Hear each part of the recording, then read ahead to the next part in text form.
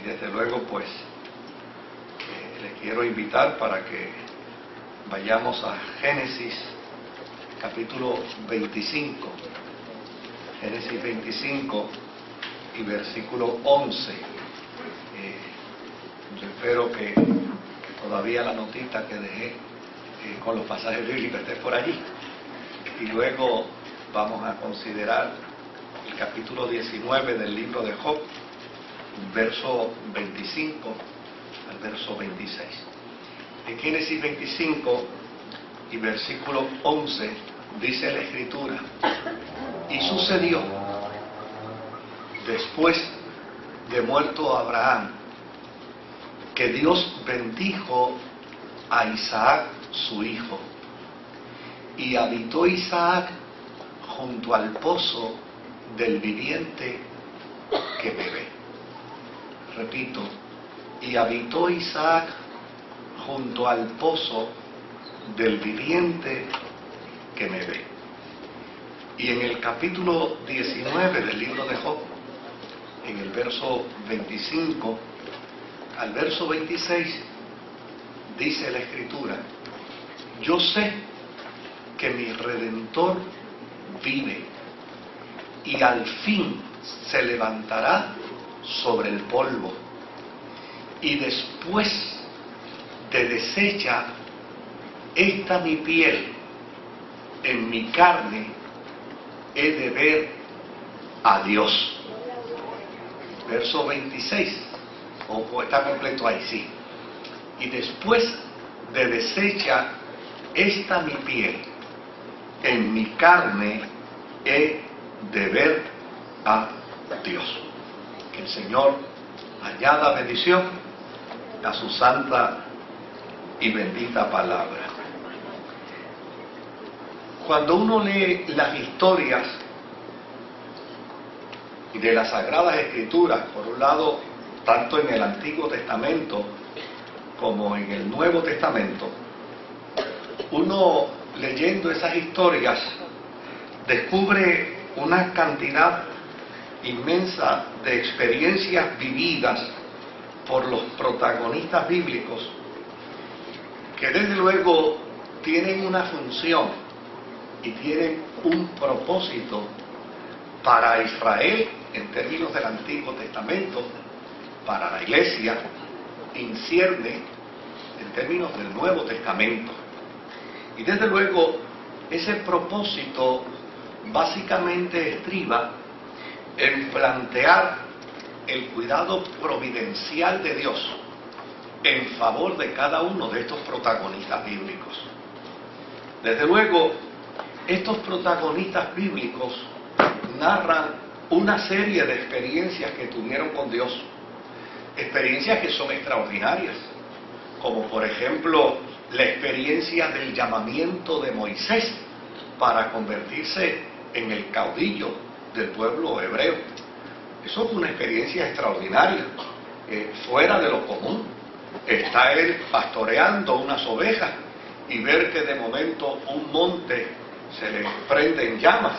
Eso no es una experiencia cotidiana, es un testimonio que está dentro de las Sagradas Escrituras y que desde luego, más que de marcar una función histórica, lo que pretende es demostrar la interrelación que un hombre llamado Moisés tenía con un Dios llamado Yahvé.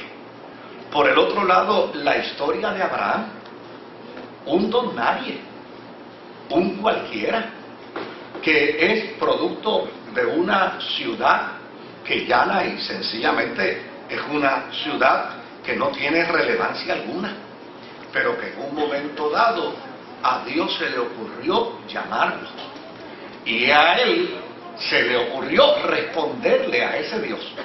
Y dentro de un diálogo, dentro de una conversación, Dios le da unas instrucciones: que salga de Ur de los caldeos y vaya en dirección a una tierra que él le va a indicar en el camino y que se le va a dar.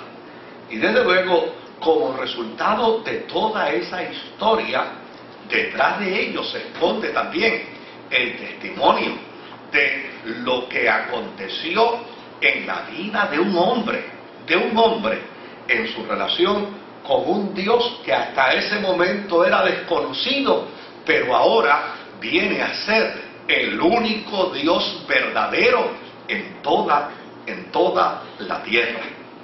Estas historias muy bien están presentadas en las Sagradas Escrituras, pero estas historias no están presentadas en la Sagrada Escritura solo para un análisis crítico. No están presentadas en la Escritura solo para verlo dentro de un contexto histórico.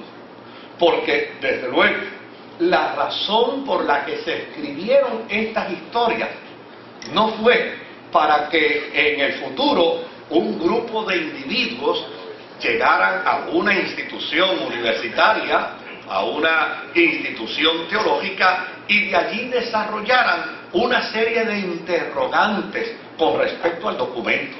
Ese no fue el propósito. Las historias escritas en el Antiguo Testamento no tienen esa intención. Las historias escritas en el Antiguo Testamento tienen el único y solo propósito que a través de sus lecturas, a través de la vivencia, de la forma como nos identificamos con esa vivencia, nosotros podamos entender el tipo de Dios que nosotros tenemos, el Dios que nos acompaña, el Dios que nos ha escogido, el Dios que nos ha llamado, el Dios que nos ha salvado y el Dios que interactúa con cada uno de nosotros. Porque a fin de cuentas, cuando uno lee estas historias, el Dios que llamó a Moisés, el Dios que llamó a Abraham, el Dios que interactuó con los grandes protagonistas de la historia antiguo testamentaria, es el mismo Dios. Oiga bien, es el mismo Dios que interactúa con nosotros. Por lo tanto, estas historias, más que dadas para hacer análisis, para hacerle preguntas, para cuestionarlas, cosas a las que no nos podemos oponer, obviamente, cosas que me parece que son parte esencial dentro del ejercicio teológico, dentro de la reflexión teológica, pero estas historias están dadas para que usted y yo podamos tener con perfecta claridad lo que la Biblia dice cuando demarca y plantea que el Dios de la antigüedad es el mismo ayer, hoy y por todos los siglos. Por lo tanto, hay una invitación clara, hay una invitación diáfana dentro de estas historias. Es que usted y yo conozcamos a ese Dios que intervino en el pasado, a ese Dios que intervino con el pueblo de Israel en sus inicios, a ese Dios que intervino con su fundador, a ese Dios que intervino con la iglesia primitiva, para que tú y yo podamos vivir y podamos transitar por la vida en la confianza de que servimos al mismo Dios de nuestros antepasados. Si uno parte de esa premisa, entonces la experiencia de la fe no se convierte meramente en una experiencia estática, no es meramente una experiencia histórica. No, o sea, yo creo que la importancia más grande con la que una iglesia debe revestirse no es con su vinculación histórica. La importancia más grande con lo que una iglesia debe revestirse es con la autoridad y el poder que el Dios de siempre le ha otorgado, que el Dios de siempre le ha adjudicado. La experiencia más maravillosa que debe vivir un cristiano no es en términos de cuántos años lleva en la fe, sino cuánto entendimiento tiene del Dios al que sirve, cuánta comprensión del cuidado, de la provisión, del amor, de la gracia, cuánta respuesta puede dar ese Dios al que servimos a nuestras circunstancias de vida. Porque leer todas las historias de las Sagradas Escrituras y verlas simplemente como un aspecto puramente histórico, pero que no me afecte a mí, que no toque mi corazón, que no toque mi vida, que no toque mis entrañas, que no me haga entender que el Dios de la antigüedad, el Dios de Israel, es el mismo Dios al que yo sirvo. Que no me haga entender que el Dios que conocía a Abraham es el Dios que me conoce a mí. Yo creo que en la conciencia de cada cristiano tiene que haber un despertamiento en esa dirección. Querido, el Dios que hablaba con Abraham, el Dios que hablaba con Isaac, el Dios que hablaba con Jacob, el Dios que hablaba con los profetas de la antigüedad, el Dios que se reveló en la persona de Jesucristo, el Dios que intervino en el ministerio de los apóstoles de la iglesia, es el mismo Dios al que tú has venido a adorar en esta noche. Es el mismo Dios al que tú invitas en tu carro. Es el mismo Dios al que tú invitas a tu casa. Es el mismo Dios al que tú le hablas, con el que tú dialogas. Es el mismo Dios al que tú adoras. Y yo creo que la conciencia de todo hombre, de toda mujer cristiana, debe estremecerse en ese sentido. Porque mi Dios no es un Dios histórico. Mi Dios es un Dios real. Un Dios vivo. Un Dios que escucha. Un Dios que habla. Un Dios que responde. Desde luego, en el Antiguo Testamento se habla de un pozo que se encuentra entre Cades y Beret. Y allí se dio una experiencia muy particular, que fue lo que trajo como resultado el nombre de este pozo. En el capítulo 16 del Génesis, en el verso 8 al 14, hay la historia que revela lo que sucedió en aquel pozo. Hay una mujer llamada Agar, sierva, esclava de Sara. Y esta mujer llamada Agar, esclava de Sara, oiga bien, esta mujer, esclava de Sara, era egipcia. Y desde luego, trabajaba para Sara. Sara a su vez era la esposa de Abraham. Abraham, Dios le había hecho una promesa. La promesa de una descendencia. La promesa de un hijo. Pero el tiempo transcurría. Y mientras el tiempo transcurría, la vitalidad de Abraham iba mermando. Y las posibilidades de que se pudiera dar en su vida el cumplimiento de una generación, de una prole, cada día era menor. Desde luego, Sara, buscando la forma de proveerle a Dios una salida para su promesa, le hace a Abraham una recomendación. Y le dice a Abraham, mira, hay una forma, hay una manera en la que la promesa de Dios se puede cumplir en ti. Porque ya yo estoy vieja, ya yo estoy estéril, ya se dificulta esa posibilidad en mí. Yo te voy a prestar a mi esclava Agar, y tú te vas a acercar a ella. Y cuando tú te acerques a ella, entonces con ella muy seguramente se cumplirá lo que Dios te ha prometido. Y desde luego, Abraham no lo pensó dos veces, dijo amén y se metió en el proyecto. ¿Verdad? Pero mire qué dato interesante, lo que trae como consecuencia pretender ayudar a Dios en aquello que Dios no necesita ayuda. Lo que trae como consecuencia entrometerse, si se puede usar esa expresión, ¿verdad? Entrometerse en el plan divino cuando Dios no nos ha permitido meter la mano. Esto trajo amargura. No solamente trajo amargura a Agar, trajo amargura a Sara, trajo amargura a Abraham y trajo amargura a esa descendencia que vino como consecuencia de ese acto, a Ismael. Y desde luego, Después que Sara la trajo, entonces empezó a llenarse de celo, empezó a llenarse de envidia y finalmente la botó de la casa y la devolvió como esclava de nuevo para Egipto. Y en ese proceso, estando ella caminando por el desierto de regreso a Egipto, es que el ángel se le aparece. Y dice la historia, hasta el verso 14, dice, y le dijo el ángel, Agar, sierva de Saraí, ¿de dónde vienes tú y a dónde vas? Y ella respondió, huyo de delante de Saraí, mi señora. Y le dijo el ángel de Jehová, vuélvete a tu señora y ponte sumisa bajo su mano.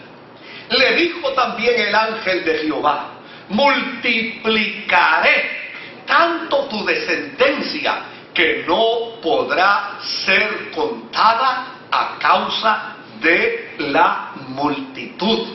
Además le dijo el ángel de Jehová, he aquí que has concebido y darás a luz un hijo y llamarás su nombre Ismael, porque Jehová ha oído tu aflicción, y él será hombre fiero, su mano será contra todos, y la mano de todos contra él, y delante de todos sus hermanos habitará.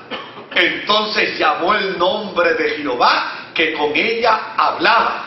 Entonces llamó el nombre de Jehová, que con ella hablaba, tú eres Dios que ve. ¿Se da cuenta, querido? O sea, la afirmación de una mujer egipcia es que el Dios de Israel no es meramente un Dios que existe, sino que es un Dios que... Me encantaba ese cántico pentecostal de antes que decía, cada paso que das por la senda en que vas, hay un Dios que te ve. Y te lo repetía como por si acaso surgía la duda, te lo repetía como 40 veces. Dios te ve, y Dios te ve, y Dios te ve. Porque a fin de cuentas, el hombre y la mujer que sirve a Dios debe tener una conciencia clara. Dios no solamente existe, Dios interactúa y ve. Dios no es meramente un aparato histórico. Dios es un Dios que interactúa con sus hijos y con sus hijas. Y dice ella, tú eres Dios que ve, porque dijo, no he visto también aquí al que me ve. Y ahora mira cómo dice el verso 14, por lo cual llamó al pozo del viviente que me ve. He aquí está entre Cades y Beret. Ahora, mire qué interesante. Mire qué interesante. Esta mujer hace una afirmación como resultado de su interacción con Dios. Y no solamente la hace, la afirma y la deja grabada para la historia. Al pozo que allí estaba, le puso el nombre que relacionaba su experiencia, para que de esta manera todo aquel que llegase allí no olvidara que aquel pozo significaba el Dios que me ve. Porque cada experiencia vivida en nuestra relación con Dios nos hace saber que Él es un Dios que está atento a nosotros, que es un Dios que cuida de nosotros. Desde luego, esto desarrolló en medio de la tribu, en medio de la población judía de aquel entonces, desarrolló un sentido de información extraordinario.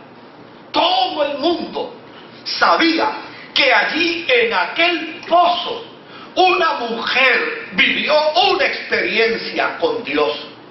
O no una mujer cualquiera, una mujer esclava, una mujer egipcia, una mujer a quien no le cobijaba promesa de Dios, pero ella tuvo una experiencia con Dios allí, y ella declaró con sus labios que el Dios de Israel no es meramente un Dios que existe, es un Dios que ve, que está atento, que interviene, que da provisión a la vida de los que están desamparados.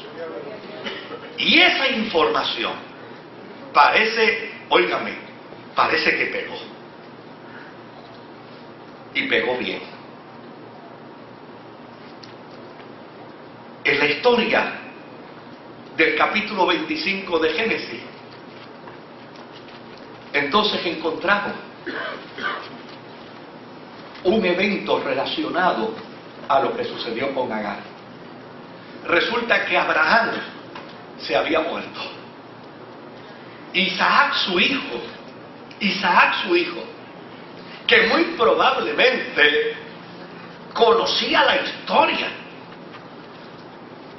conocía que tenía un hermano que se llamaba Ismael, y sabía con toda probabilidad las circunstancias dolorosas que vivió su padre como consecuencia de aquella mala decisión de su mamá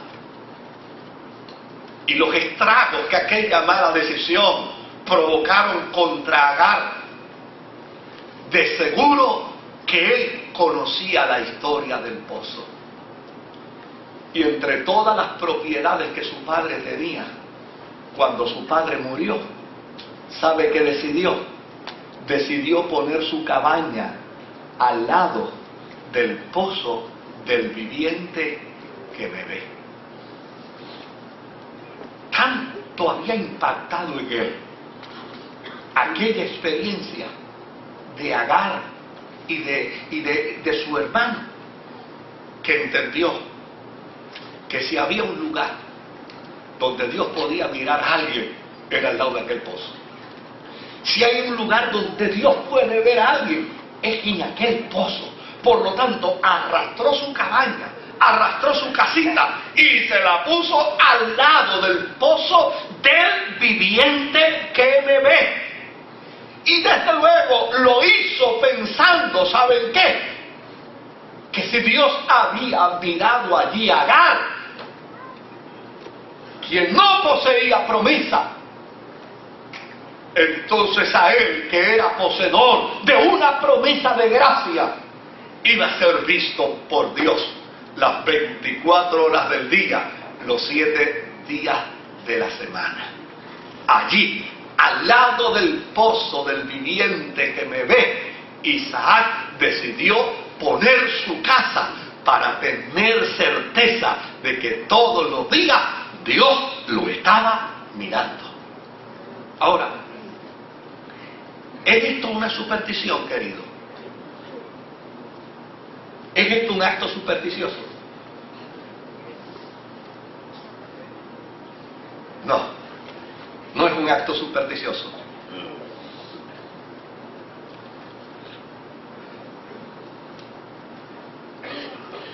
Las supersticiones se dan en lo que es incierto. Las supersticiones se dan en lo que es irreal. Las supersticiones se dan en aquello que no puede ser corroborado. Pero en aquello que es parte de una vivencia, no es superstición. Aquello que es parte de una realidad, no es superstición. Isaac sabía que allí Agar había tenido un encuentro con Dios. Y él entendía que ese encuentro con Dios de Agar también lo podía beneficiar a él, aún más que a Agar mismo, porque ya sencillamente él se entendía hijo de la promesa. Mire, yo nací en la iglesia evangélica, y más que en la iglesia evangélica, yo nací en la iglesia pentecostal. Y hay cosas de esa experiencia que nunca se me olvidarán, como por ejemplo las campañas evangelísticas. En la campaña evangelística, el evangelista venía para estar solamente una semana, Y cuando terminaba la semana de campaña evangelística, ¿verdad?, y estábamos en la última noche de campaña, el evangelista hacía un llamado a la gente. ¿Y saben cuál era el llamado? Traigan esta noche los pañuelos. Y la gente venía con los pañuelos. ¿Y sabe lo que hacía el evangelista? El evangelista agarraba todos los pañuelos y oraba por ellos y los dedicaba al Señor. Y después que oraba por todos los pañuelos, le decía a la gente: ahora usted se lleva ese pañuelo y donde quiera que usted vea a un enfermo, usted le pone el pañuelo, ora por él y vamos a ver qué pasa. Oiga, después de la campaña del evangelista, la iglesia entonces declaraba una campaña de testimonio. Y todos los días, venía gente contando testimonios de sanidad divina. Yo llegué a casa de fulano, yo llegué a casa de sultano, yo llegué a casa de perencejo, puse el pañuelito, oré y el enfermo se sanó. El pañuelo no tenía ningún poder. No tenía ningún poder.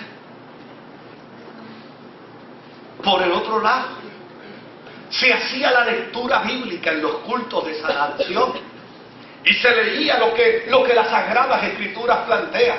¿Hay alguno entre vosotros enfermo? Llame a los ancianos de la iglesia, úngale con aceite, oren por él y la oración de fe sanará al enfermo. Desde luego, el aceite podía ser betis, podía ser algo, podía ser de oliva, podía no ser de oliva, no. Lo importante no era el aceite, lo importante era una expresión que yo escuchaba detrás de toda esa dinámica. Me acuerdo de los cultos radiales. No me miren tan serio como si estuvieran viendo noticias nuevas, porque ustedes son más viejos que yo. Pero yo me acuerdo de aquellos cultos radiales, donde después que se daba el culto, el predicador decía: y ahora, mis amados hermanos y amigos, si entre ustedes hay alguno enfermo, ponga su mano sobre la radio. Y va, ¿se acuerdan de eso? ¿Cuántos se acuerdan de eso aquí? A ver si es verdad. Ahí está, ¿ves? Ahí están los testigos.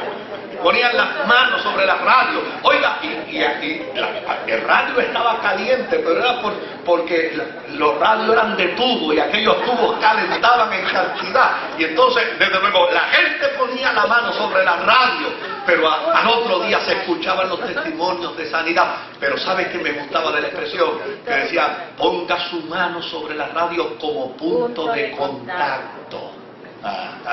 Ahí estaba la clave. No era un aspecto de superstición, no, era una declaración de fe que estimula al alma, que estimula a los sentidos para enfrentarse a los retos y a los desafíos de la vida y entender que Dios no es solamente un Dios que está vivo, sino que es un Dios que nos ve, es un Dios que interactúa, es un Dios que hace milagros, es un Dios que hace portentos, porque el Dios que se le apareció a Abraham es el mismo ayer, hoy y por todos los siglos. Esa experiencia de vida cristiana no puede echarse a perder. Querido, en 37 años como pastor, yo nunca he criticado la importancia del estudio formal de las Sagradas Escrituras. Yo nunca he negado la importancia de venir a la palabra de Dios para hacerle preguntas al libro.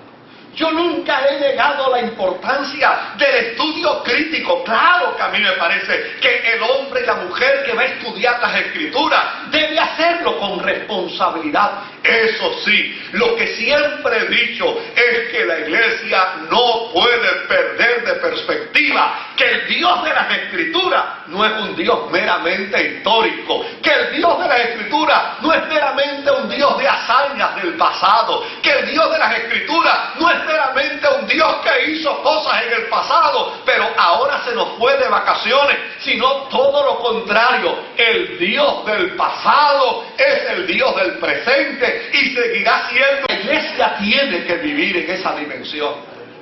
Y la iglesia tiene que vivir dentro de esa experiencia. Y la iglesia tiene que declarar esa afirmación dentro del marco de su fe.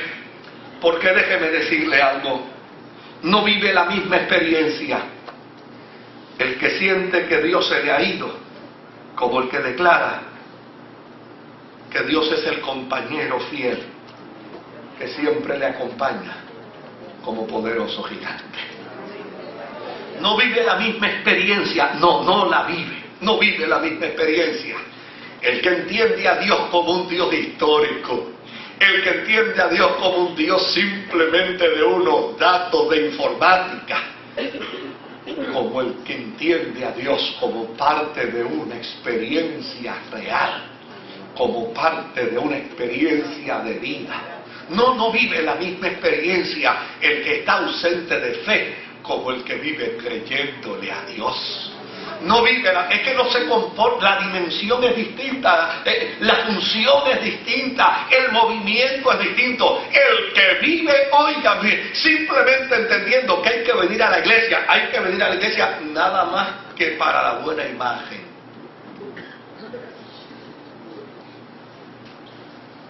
Nada más que para demostrarle a la sociedad que yo vengo a la iglesia con mi familita y vengo a la iglesia con mi esposo o vengo a la iglesia con mi esposa, como una cuestión de protocolo social. No vive la misma experiencia. El que tiene una función religiosa puramente de formalismo, pero ausente de vivencia, no vive la misma experiencia. Como aquel que dice como el salmista: yo vengo a la casa del Señor para contemplar la hermosura de Jehová y para inquirir en su santo templo. No es la misma experiencia. No vive la misma experiencia el que vive creyéndole a Dios como el que anda dudando de Él. No nos engañemos. No nos engañemos. No vive la misma experiencia. No vive la misma experiencia de éxito. Es más, el hombre y la mujer que vive creyéndole a Dios tiene garantías de éxito. El hombre y la mujer que vive confiado en el poder de Dios vive en la garantía del éxito. Pero aquel que vive como si Dios no existiera, no tiene la misma experiencia. No la puede vivir. Yo dije al principio que las historias de las Sagradas Escrituras no están escritas con el propósito de presentar a un Dios histórico. Están escritas con la intención de presentar al Dios que vive y que ve. Tal y como lo dijo Agar, tal y como Isaac lo entendía. No hay mejor lugar para poner mi cabaña al lado del pozo del Dios que vive y que ve, porque Él siempre me ve, porque es un Dios real. Déjeme hablarle brevemente de otro protagonista de la Escritura dentro de esa misma dimensión. Nos referimos a Job. Y partiendo de la misma premisa podemos hacer los mismos señalamientos. En el caso de Job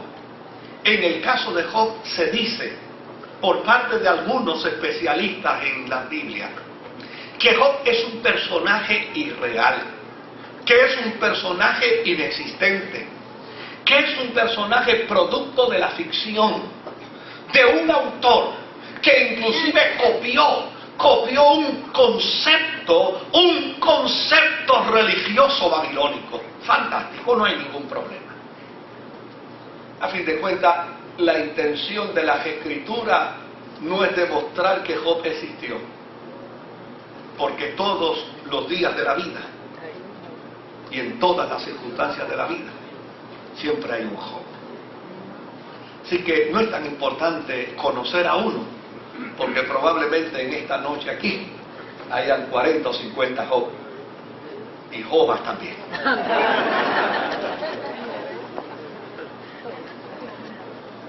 Ahora, ¿qué es lo importante de la historia? Lo importante de la historia de Job es que Dios se presenta como el Dios que vive y el Dios que ve. Y cuando Él se presenta como el Dios que vive y el Dios que ve, y el hombre que es protagonista de la historia lo entiende como el Dios que vive y como el Dios que ve, no importa cuáles sean las circunstancias adversas de su vida, tiene la certeza y la seguridad de que Dios está atento a su adversidad, que Dios está atento a sus circunstancias, que Dios está atento a su dolor.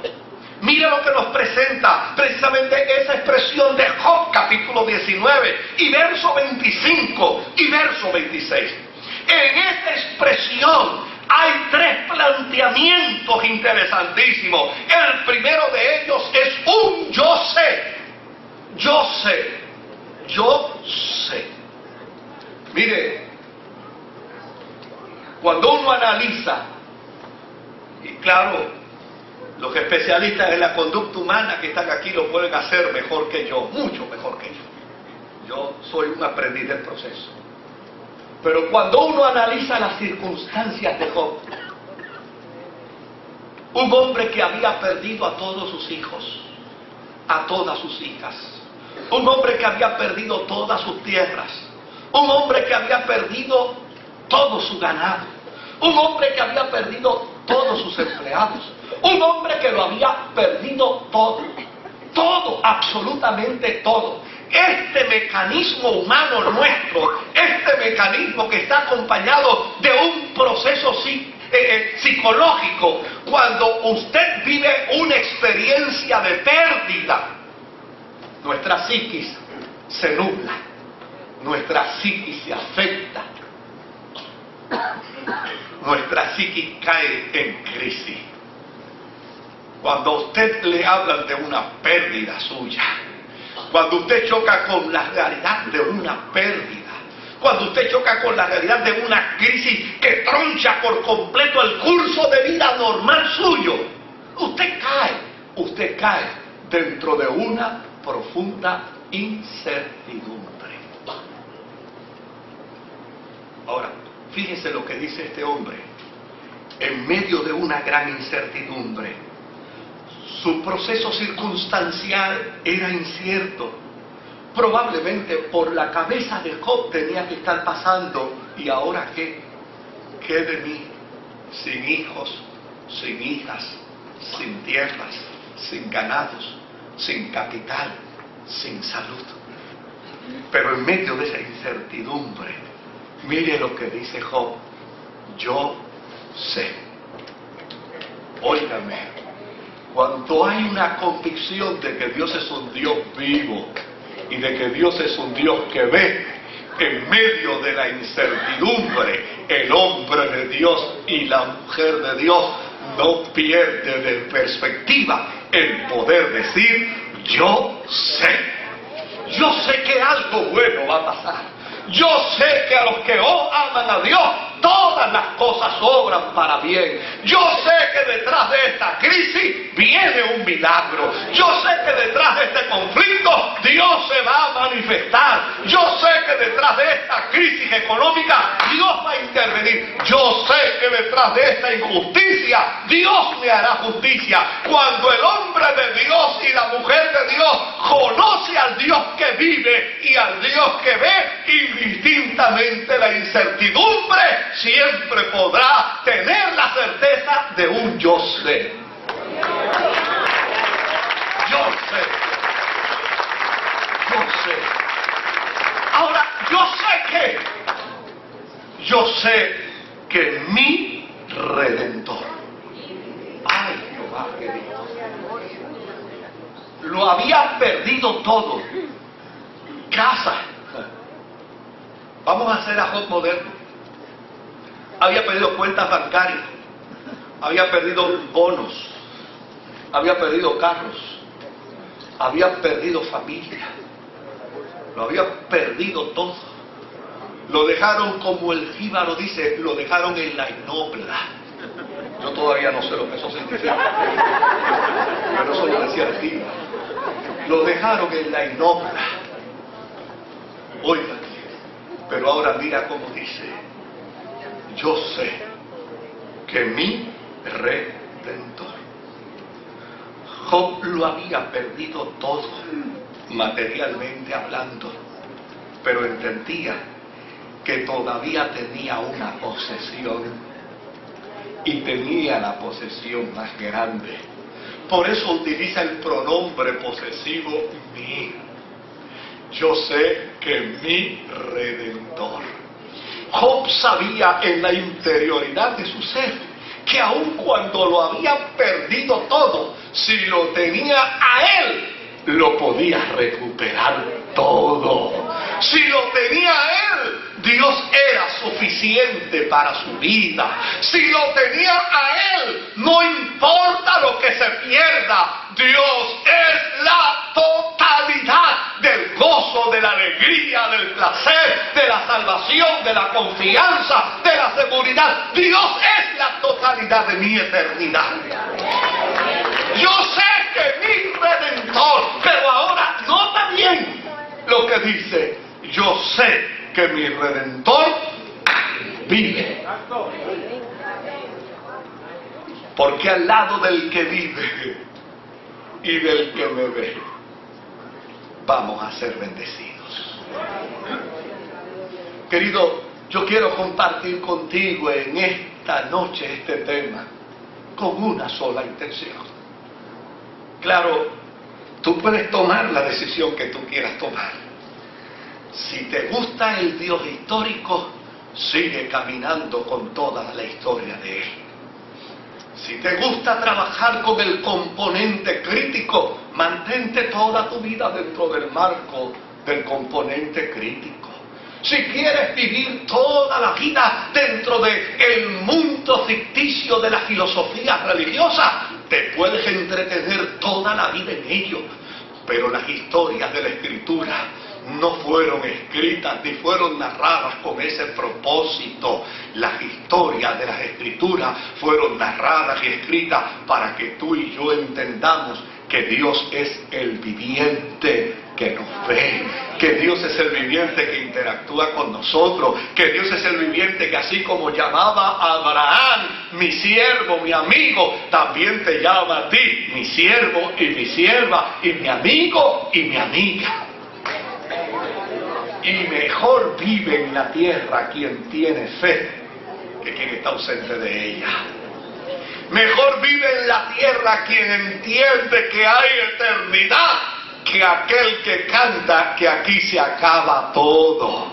Mejor vive en la tierra quien cree que el cielo se abre para enviar bendición y vida eterna que aquel que entiende que el cielo solamente es un espacio sideral donde se anuncia el cosmos. Mejor vive aquel que tiene fe que el que está sin fe.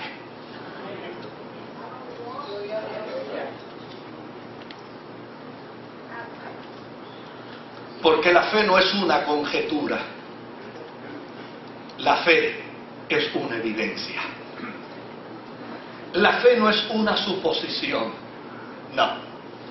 La fe es certeza. La fe no es un tal vez, no, querido. La fe es seguridad. Déjenme citarle unos versos bíblicos. Yo no sé ni cuánto me falta a mí aquí en la grabación. Ahora me dijeron, ok, pues yo estoy bien set contigo, pero cuando falta 10, pues ya sé que faltan 10. Así que en 10 minutos más nos vamos todos. Pero escuche bien, escuche bien. Mira cómo hablaban los hombres de Dios. Mira cómo ellos hablaban. Porque como les estoy diciendo, fe no es una conjetura. Fe no es una suposición. Fe no es un tal vez. Fe es una evidencia. Fe es una certeza. Fe es seguridad. Y mira cómo hablaban los hombres de las Escrituras.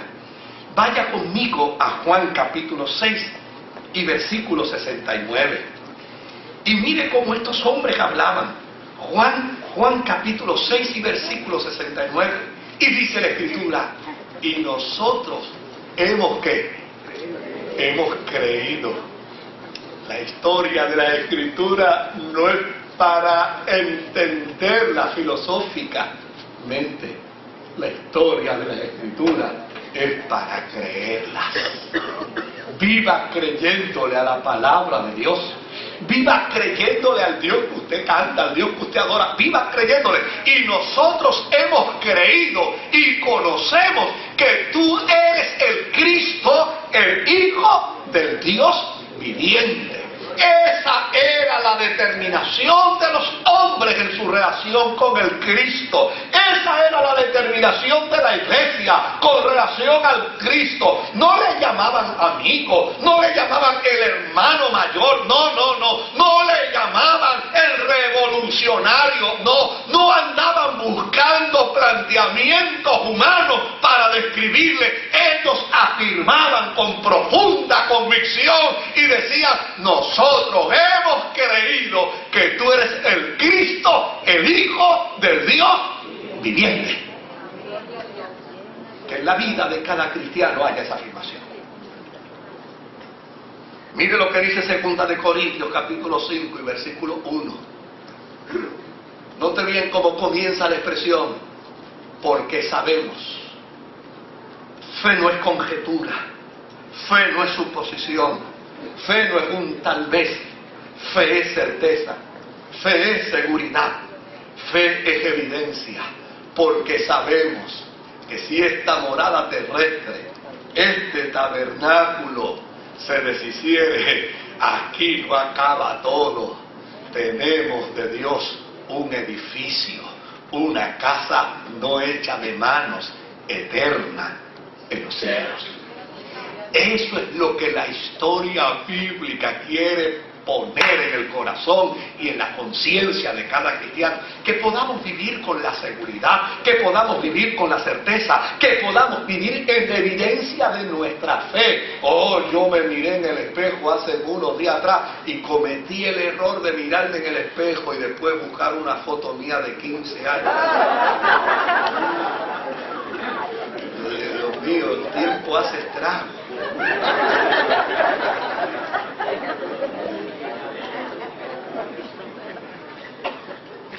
Hace estragos.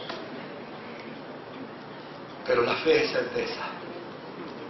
Y puedo decir, sé que si esta morada terrestre, este tabernáculo se deshace, todavía tengo un segundo chance en Dios. En Dios tengo un edificio, una casa no hecha de manos, eterna en los cielos. Para eso está escrita la palabra de Dios, para que usted y yo vivamos en esa fe.